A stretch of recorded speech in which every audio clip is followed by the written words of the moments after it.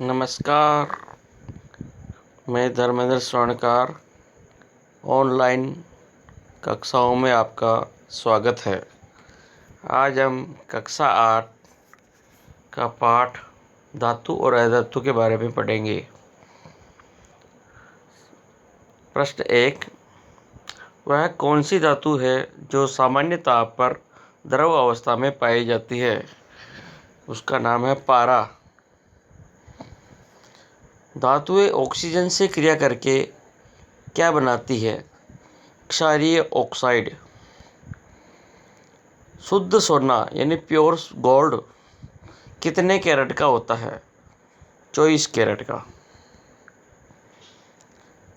गैसों के साथ धातु की अभिक्रिया से कौन सी गैस मुक्त होती है? यानी अम्ल और धातु क्रिया करके कौन सी गैस बनाते हैं? तो हाइड्रोजन गैस बनाते हैं। अधातु के ऑक्साइड किस गुण के होते हैं? अम्लीय। यानी धातुओं के ऑक्साइड तो होते हैं क्षारीय और अधातु के ऑक्साइड होते हैं अम्लीय। धातुएं सामान्यतः किस रंग की होती है? तो धातुएं रूपली या धूसर ग्रे रंग की होती है। तन्यता किसे कहते हैं? तन्यता क्या चीज़ होती है कि धातुओं को खींचने पर वो तार में बदले जा सकते हैं। यानी धातुओं को खींचने पर तार बन जाते हैं और खींचने पर तार बनने का ये गुण होता है वो तन्यता कहलाता है। ऐसी दो धातुओं के नाम लिखिए जो जल में तैरती है। तो सोडियम और पोटेशियम। ऐसी कौन सी धातु है जो हथेली पर रखने पर पिघल जाती है जबकि धातुओं के गलनांक उच्च होते हैं? यानी धातुएं बहुत कठोर होती है, इनको पिघलाने में बहुत अधिक उच्च ताप की आवश्यकता होती है, लेकिन एक धातु ऐसी भी है जो हथेली पर रखने में भी पिघल जाती है। तो उस धातु का नाम है गैलियम। गैलियम धातु का गलनांक बहुत कम होता है जो हथेली पर ही पिघल जाती है। एक धातु और अधातु दोनों के नाम बताने हैं जो कमरे के ताप पर यानी सामान्य ताप पर द्रव अवस्था में पाए जाते हैं। तो जो अधातु है ब्रोमीन और धातु है पारा, ये दोनों कमरे के ताप पर द्रव रूप में पाए जाते हैं। सामान्यतया अधातुओं में चमक का अभाव होता है। ऐसी दो अधातुओं के नाम लिखिए जिनमें चमक पाई जाती है। यानी धातुओं में तो चमक होती है, सामान्य गुण है, लेकिन दो अधातु ऐसे भी है जिनमें चमक पाई जाती है। तो ऐसे अधातु कौन से हैं? वो है हीरा और आयोडीन। भंगुरता किसे कहते हैं या भंगुरता का गुण क्या है? तो अधातुओं को तोड़ने पर या हथौड़े से पीटने पर वह छोटे छोटे टुकड़ों में बदल जाता है, इसे भंगुरता कहते हैं।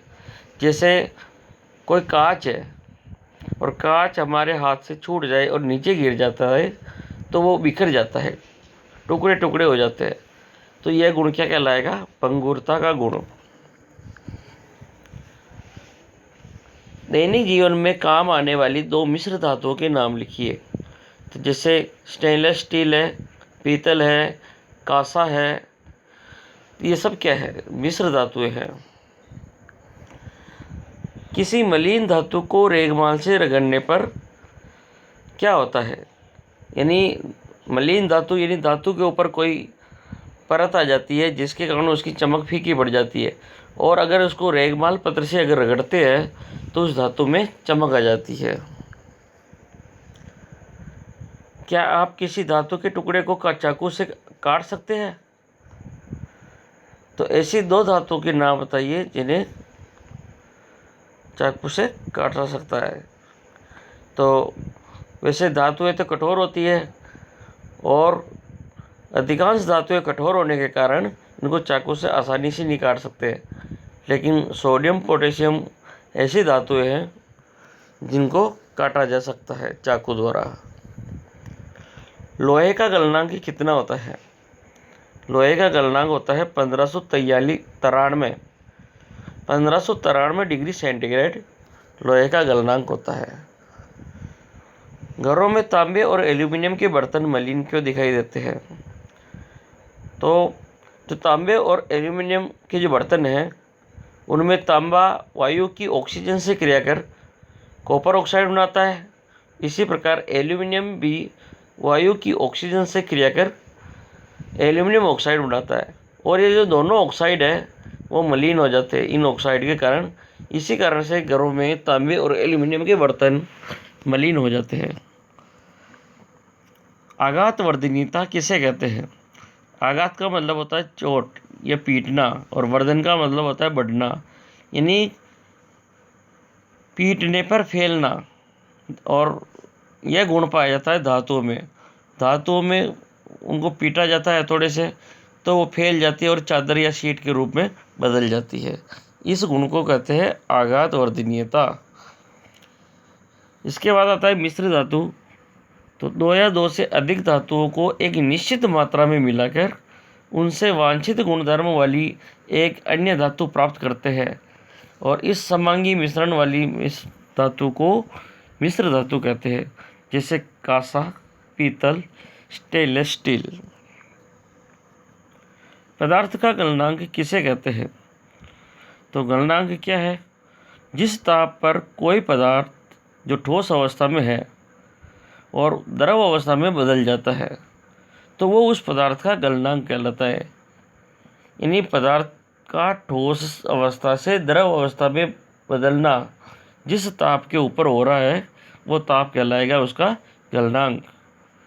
और धातुओं के गलनांक हमेशा अधिक होते हैं और अधातु के गलनांक प्राय कम होते हैं। ग्रेफाइट विद्युत का सुचालक है, क्यों? ग्रेफाइट की संरचना में मुक्त इलेक्ट्रॉन होने के कारण यह अधातु होते हुए भी विद्युत का सुचालक है। नींबू के शरबत को लोहे के पात्र में क्यों नहीं रखते हैं? अब नींबू में क्या होता है? अम्ल होता है, एसिड होता है, और एसिड हमेशा धातु से क्रिया करता है। यानी अम्ल और धातु की क्रिया से जहरीला तत्व बनता है, और जहरीला तत्व शरीर के लिए हानिकारक है। तो नींबू का जो शरबत है अम्लीय प्रकृति का है, और वो लोहे से क्रिया करेगा तो जहरीला तत्व बनाएगा, और इससे खाद्य पदार्थ क्या हो जाएगा? विषाक्त हो जाएगा, जहरीला हो जाएगा, जो हमारे स्वास्थ्य के लिए हानिकारक है। इसीलिए नींबू के शरबत को लोहे के पात्र में नहीं रखते हैं। अब प्रश्न है, सोडियम धातु को मिट्टी के तेल में यानी केरोसिन में क्यों रखते हैं? इसके बाहर नहीं रखते हैं सोडियम पीस को कभी। सोडियम धातु को मिट्टी के तेल में ही रखा जाता है। ऐसा क्यों? क्योंकि सोडियम धातु बहुत अधिक क्रियाशील होती है, और यह अगर हवा में खुला रहेगा या पानी में रहेगा तो उनके साथ वो तेज़ गति से क्रिया करता है। और सोडियम ऑक्सीजन से क्रिया करके सोडियम हाइड्रोक्साइड बनाता है। ऑक्सीजन और जल के साथ क्रिया कर लेता है तो ये क्या करेगा? सोडियम हाइड्रोक्साइड और हाइड्रोजन गैस बनाता है और जल्दी से आग पकड़ लेता है। इसी कारण से वायु के संपर्क को तोड़ने के लिए इसे मिट्टी के तेल में रखते हैं। यानी अगर हवा में खुला रखेंगे तो ये ऑटोमेटिक आग पकड़ लेता है सोडियम धातु। धातु के चार उपयोग। धातु क्या क्या काम आते हैं? तो एक तो बर्तन बनाए जाते हैं, जितने भी खाना बनाने के हैं या अन्य कोई उपयोग के बर्तन हैं। दूसरी बात, घरों में वर्षा और धूप से बचाने के लिए जो लोहे के चद्दर है या एल्यूमिनियम के चद्दर है वो बनाए जाते हैं। इसी प्रकार जो भी बिजली के जितने भी उपकरण हैं उनमें तांबे का उपयोग करते हैं, और रेडियो, फ्रिज या अन्य कोई विद्युत सामग्री है उनमें भी तारों के रूप में इन धातुओं का उपयोग करते हैं। इसके प्रकार एक आता है आभूषण में। आभूषण बनाने में या सोने के या चांदी के सिक्के बनाने में इसका उपयोग होता है धातु का। इसी प्रकार जो पारा एक द्रव धातु है उसका उपयोग तापमापी में किया जाता है। और जो सोडियम धातु है इससे बना हुआ सोडियम क्लोराइड यानी नमक और सोडियम कार्बोनेट धोने का सोडा, इस प्रकार से दैनिक जीवन में बनाने वाले यौगिक सोडियम धातु से बनाए जाते हैं। अब रासायनिक गुणों के आधार पर धातु और अधातु में क्या अंतर है? तो धातुएं क्षारीय ऑक्साइड बनाती है, जबकि अधातुएं अम्लीय या उदासीन ऑक्साइड बनाती है। इसी प्रकार धातुएं तनु अम्ल से हाइड्रोजन को विस्थापित करती है, जबकि अधातुएं तनु अम्ल से हाइड्रोजन को विस्थापित नहीं करती है। विस्थापित करने का मतलब हटाना। धातुएं सामान्यतः हाइड्रोजन के साथ अभिक्रिया नहीं करती है। केवल कुछ अत्यंत अभिक्रियाएं ही धातुएं हाइड्रोजन के साथ संयोग करके हाइड्राइड बनाती है, जबकि अधातुएं हाइड्रोजन के साथ अभिक्रिया करके स्थायी हाइड्राइड बनाती है। धातुएं जल के साथ अभिक्रिया करती है, जबकि अधातु जल के साथ अभिक्रिया नहीं करती है। सामान्यतः धातुएं जल में डूब जाती है, क्यों? यानी जो धातुएं हैं वो जल में क्यों डूबती है? तो जो धातुएं हैं वो भारी होती है, इनका जो घनत्व है धातुओं का वो जल से अधिक होता है, और धातुओं का घनत्व जल से अधिक होने के कारण ही जो धातुएं हैं वो जल में डूब जाती हैं। तो जैसे लोहा, तांबा, ये धातुएं हैं, इनका घनत्व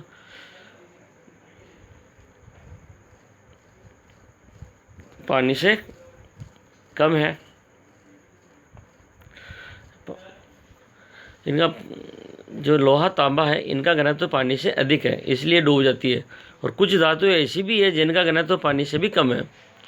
तो जिनका घनत्व पानी से कम है वो पानी में तैरती है, जैसे सोडियम और पोटेशियम। तो सोडियम और पोटेशियम घनत्व कम होने के कारण पानी में तैरती है, जबकि लोहा, तांबा आदि धातुएं अधिक घनत्व के कारण पानी में डूब जाती हैं। ध्वनिकता का गुण क्या है? ध्वनिकता का मतलब ध्वनि उत्पन्न करने की क्षमता। यानी धातुओं को जब किसी कठोर सतह से टकराते हैं तो उनमें एक ध्वनि उत्पन्न होती है। जैसे मंदिरों में घंटियाँ बजती है, तो उन घंटियों पे अगर चोट मारी जाती है तो उनके कारण उनमें कंपन होने से ध्वनि उत्पन्न होती है, और ये ध्वनि हमेशा धातु में उत्पन्न होती है। और ये ध्वनि उत्पन्न होने का जो गुण है वो कहलाएगा ध्वनिकता। अब इसके बाद आता है धातु किसे कहते हैं, इसका एक उदाहरण दीजिए। तो धातु क्या है? धातु कठोर पदार्थ होते हैं जो चमकीले, आघातवर्धनीय, तन्य, ध्वनिक और ऊष्मा और विद्युत के सुचालक होते हैं, उन्हें धातु कहते हैं। यानी ये पदार्थ क्या कहलाएंगे? धातु कहलाएंगे, जिनमें ये गुण पाया जाता है, कठोरता का, चमकीलापन, आघातवर्धनीयता का, विद्युत का सुचालक। जैसे आयरन यानी लोहा, तांबा, एल्यूमिनियम, ये सभी गुण पाए जाते हैं इनमें, इसलिए ये धातु कहलाते हैं। इसी प्रकार से अधातु क्या है? जो पदार्थ दिखने में मलिन होते हैं, नरम होते हैं और हथौड़े की थोड़ी सी चोट से ही टूट कर चूरा बना जाते हैं। यानी भंगुरता का गुण होता है, ध्वनिक नहीं का गुण नहीं होता है, और ये विद्युत और ऊष्मा का कुचालक होते हैं। इनको जो ऐसे पदार्थ है वो कहलाएंगे अधातु, जैसे कोयला, सल्फर, ऑक्सीजन और फास्फोरस। पृथ्वी की भूप्रपट्टी पर धातुएं और अधातुएं किन रूपों में पाई जाती है? तो पृथ्वी की जो भूप्रपट्टी है उनमें कुछ धातुएं जैसे सोना और प्लेटिनम, और कुछ अधातुएं जैसे सल्फर, हाइड्रोजन आदि स्वतंत्र रूप में पाई जाती है, जबकि अधिकांश धातुएं और अधातुएं संयुक्त अवस्था में पाई जाती है, और ये ऑक्साइड, कार्बोनेट और सल्फाइड और सल्फेट, इन रूपों में ये संयुक्त रूप में पाई जाती है। एल्यूमिनियम, लोहा, मैग्नीज, ऑक्सीजन तथा फास्फोरस, ये होती है संयुक्त अवस्था में। यानी एल्यूमिनियम, लोहा और मैग्नीज, फास्फोरस, ये सब संयुक्त अवस्था में पाई जाती है, ऑक्साइडों के रूप में होती है। स्त्रियों द्वारा घर में काम आने वाले जो आभूषण हैं, पहने जाने वाले आभूषण और घर में काम आने वाले बर्तन, इनमें जंग नहीं लगता है। क्यों नहीं लगता है? क्योंकि जो आभूषण और जो बर्तन हैं उन्हें बनाते समय उनमें धातु के साथ साथ अन्य धातु या अधातु को एक निश्चित मात्रा में मिला देते हैं। तो 2 या 2 से अधिक धातुओं को एक निश्चित मात्रा में मिलाकर वांछित गुणधर्म वाला पदार्थ प्राप्त करते हैं जो मिश्र धातु कहलाता है, और इस प्रकार यह इन्हें क्या कर देता है, जंग रोधी बना देते हैं। इस कारण से इन पर जंग नहीं लगता है। अधातु की जल से अभिक्रिया होती है, तो फास्फोरस को जल में क्यों रखते हैं? तो अधातु जल से अभिक्रिया नहीं करते हैं, इसलिए कुछ अधातु जो वायु में सक्रिय हो जाते हैं उन्हें जल में रखा जाता है। जैसे फास्फोरस है, काफ़ी सक्रिय अधातु है, यानी जो फास्फोरस अधातु है लेकिन काफ़ी सक्रिय होती है, इसी कारण से इसको फास्फोरस को पानी में रखा जाता है। जिस प्रकार सोडियम को केरोसिन में रखते हैं, उसी प्रकार सोडियम धातु है उसको केरोसिन में रखते हैं। फास्फोरस अधातु है तो इसको जल में रखते हैं, क्योंकि इन दोनों की जो क्रियाशीलता है वो बहुत अधिक होती है। उत्कृष्ट धातुएं क्या है और कैरेट क्या होता है? जिन धातुओं पर वायु, अम्ल, क्षारक आदि का कोई प्रभाव नहीं पड़ता है तथा जो धातुएं बहुत कम अभिक्रियाशील होती है, उन धातुओं को हम उत्कृष्ट धातुएं कहते हैं। जैसे सोना और चांदी, ये उत्कृष्ट धातुएं हैं, इन पर पानी का, अम्ल का या क्षार का कोई प्रभाव नहीं पड़ता है। और जो कैरेट है वो क्या है, सोने की शुद्धता का मापन है, यानी सोने की शुद्धता कैरेट में मापा जाता है। और 24 कैरेट का जो सोना है वो एकदम प्योर होता है, और शुद्ध सोना हमेशा मुलायम होता है, इससे आभूषण नहीं बनते हैं। इसको आभूषण बनाने के लिए इसमें कुछ अन्य धातुओं का मिश्रण किया जाता है, और अन्य धातु मिलाने के बाद इसकी जो शुद्धता है वो घट जाती है, और ये 22 कैरेट, 23 कैरेट, 20 कैरेट का हो रह जाता है। और इनसे इसकी धातु की जो सोना है इसकी कठोरता बढ़ती है और इसके आभूषण बनाए जा सकते हैं।